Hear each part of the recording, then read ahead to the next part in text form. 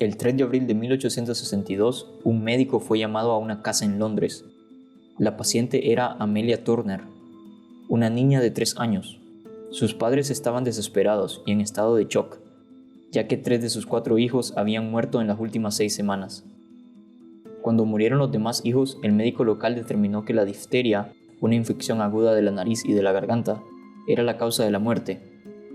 Esto no era tan sorprendente, ya que en esa época muchos niños morían por infecciones en las vías respiratorias. Pero cuando la última hija de la familia Turner empezó a tener los mismos síntomas, los padres, sin importarles el costo, llamaron a Thomas Orton, uno de los médicos más solicitados de la época en la capital británica. El doctor encontró a la niña en un estado muy grave, atormentada por el dolor e incapaz de poder tragar. Todo esto sugería la misma difteria que los otros niños supuestamente también habían tenido, pero las circunstancias lo contradecían. La enfermedad no se había presentado en ningún otro paciente de la zona, y los niños no habían respondido a los tratamientos utilizados para la difteria. El doctor no pudo hacer mucho por Amelia, pero examinó en detalle las condiciones de vida de la familia Turner y tomó notas sobre todos los factores que podían haber afectado la salud de los que vivían ahí. Según escribió, el apartamento estaba limpio y bien ventilado. El drenaje también se encontraba en buenas condiciones. Por otro lado, notó que el papel tapiz del dormitorio era de un verde muy brillante, y en ese momento rondaba el rumor en los círculos médicos de que ese papel tapiz podría ser mortal.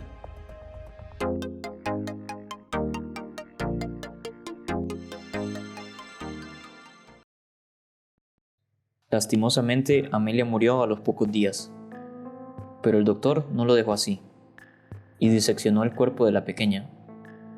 Analizando las muestras de tejido, descubrieron la verdadera causa de la muerte: envenenamiento por arsénico. El descubrimiento causó una gran sensación en los medios. Por supuesto, todos sabían que el arsénico era un veneno mortal si se ingería, pero nunca se le ocurrió a nadie que era posible morir si éste se encontraba en un simple papel tapiz. Además, según Henry Letterby, un forense que identificó el envenenamiento, los niños ni siquiera tenían que dormir en una habitación que tuviera el papel tapiz. Bastaba solo con que jugaran en la habitación por 1 o 2 horas al día para que el daño fuera suficiente. Pero el público en general todavía no estaba convencido de que el papel tapiz provocó la muerte de los niños. Aunque el fabricante del papel fue citado a juicio, el jurado lo absolvió porque pensaron que los niños murieron por causas naturales. Pocas personas podían imaginar cómo el papel tapiz que cubría la pared podía causar la muerte de los niños, cuando al mismo tiempo no afectaba en lo absoluto a los adultos. Aparentemente sus pequeños cuerpos eran afectados por una dosis mucho menor con la que un adulto presentaría síntomas. Sin embargo, el Dr. Orton se comprometió en la controversia, entregando pruebas que eran difíciles de refutar. Hubo casos en que los niños enfermos se recuperaban después de ser enviados a casas de parientes que vivían en zonas rurales lejanas, y luego volvían a enfermarse cuando estos regresaban a la habitación cubierta con el papel tapiz. Además, tan pronto como el papel tapiz era totalmente reemplazado, sus síntomas desaparecían para siempre. Otro caso dio más pistas del mecanismo de envenenamiento. Alguien estaba cepillando su papel tapiz para limpiarlo, y a las pocas horas los residentes de la casa desarrollaron síntomas de intoxicación. Todo esto indicaba que el veneno era absorbido por las vías respiratorias. Otra consecuencia de la exposición prolongada al arsénico es su efecto carcinógeno. Incluso se especula que el famoso militar y conquistador Napoleón Bonaparte pudo haber muerto a causa de algo relacionado, debido a que en su exilio a Santa Elena residió en una casa en la que las habitaciones estaban pintadas de verde brillante, su color favorito. Al momento de su muerte, diferentes médicos diagnosticaron que se debió a un cáncer de estómago, y algunos culpan de esto a la exposición al arsénico. Esta hipótesis es apoyada en algunos análisis de muestras de su cabello que han revelado altos niveles del peligroso elemento. Resulta que no importa cómo el arsénico es absorbido en el cuerpo, ya sea que lo inhales, lo absorbas por la piel o lo ingieras. De cualquier forma, este tiene un efecto muy similar en todos los casos, ya que eventualmente ingresa al torrente sanguíneo.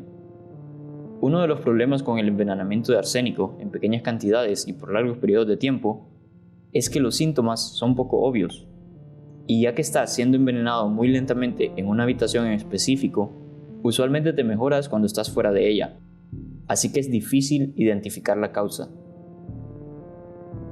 Pero todos estos casos de envenenamiento tuvieron su origen casi 100 años antes, cuando en 1775 el químico Carl Wilhelm Scheele creó el tinte llamado verde de Scheele, mezclando diferentes químicos, entre ellos óxido de arsénico. Scheele estaba muy emocionado de haber descubierto este tono tan brillante de verde y planeaba patentarlo y sacarle provecho económico. Pero había algo que le molestaba. Un año antes de que el color fuera producido masivamente en una fábrica, él le dijo a un amigo que los compradores posiblemente deberían de saber de la naturaleza venenosa del producto. Pero su amigo lo convenció diciéndole: «¿Pero qué es un poco de arsénico cuando tienes un color nuevo y genial para vender?».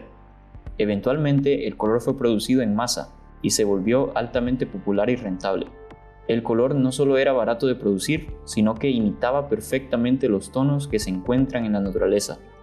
No era demasiado amarillo ni demasiado turquesa, era de un verde medio con fuerte saturación, sin tintes grises y sin ningún toque subyacente de marrón. Era de un verde vegetal, el color de los retoños y las enredaderas. Era un color jardín, y para los habitantes de la ciudad, el atractivo del verde Scheele era imposible de resistir. El verde de Scheele también fue usado en vestidos, chalecos, zapatos, guantes, pantalones e incluso hasta en libros.